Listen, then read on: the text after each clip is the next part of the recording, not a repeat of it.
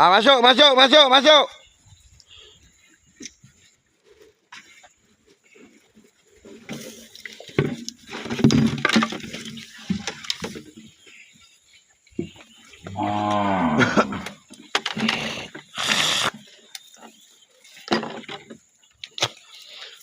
Ahli liga, ahli liga. Yang mana liga-liga sekretariat bawah Gigolo kebangsaan ni? Berapa nombor pendaftaran Hamid Andani ni dengan Mitoto ni yang dia kena ambil aku punya barang-barang dalam kedai ni, apa benda ni? Kejadian dia macam mana ni? Macam mana sekretariat ni? Yusri ni.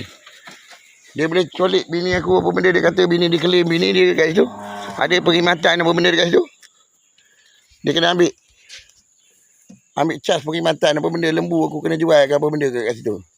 Aku pun tak faham juga ni. Yang mana ada tindak jawatankuasa sekretariat Malaysia ni, tolong bagi kerjasama. Tolong atur satu sidang redaksi untuk kita buat press conference, nak dapatkan statement pasal dia orang ni. Kan?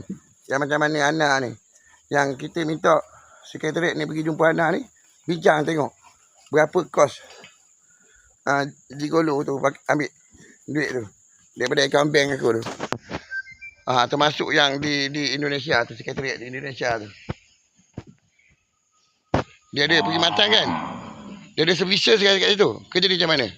Aku tak faham, kau tahu aku tak faham. Tiba-tiba apa benda kau ni yang satu perempuan tu. Aku tak pernah nikah dengan dia pun, dia nak kena duit. Ada duit. Dia patut dia ngadu dengan sekretariat Mitoto ni, Hamid Andani ni. Kan?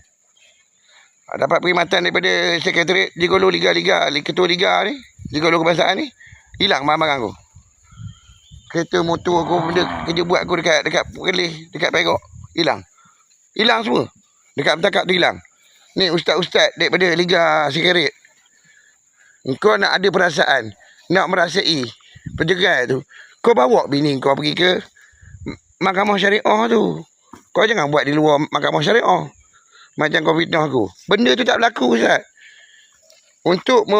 Untuk menegakan perasaan dan jiwa kau, Ustaz, yang dalam TV apa benda ni, belaka-belaka ni, kau bawa anak bini kau pergi ke mahkamah syariah.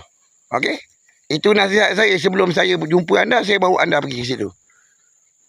Okey? InsyaAllah. Satu hari yang kau cerita dalam TV tu, kita akan bawa kau ke tempat yang kau sebut dekat situ nanti. InsyaAllah.